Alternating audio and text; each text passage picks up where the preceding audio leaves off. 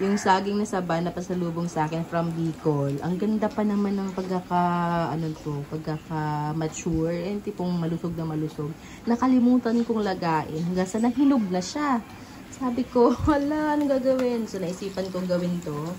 Sinati ko lang siya into 2. Nag-sprinkle ako ng konting sugar. Tapos pinirito ko siyang ganyan.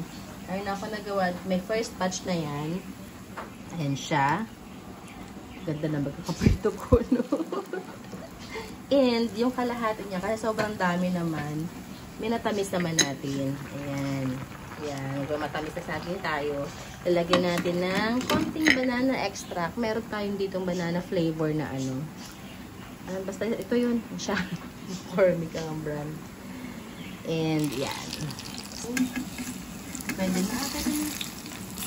Ano ito mga kasing tunog. May konting sugar lang to.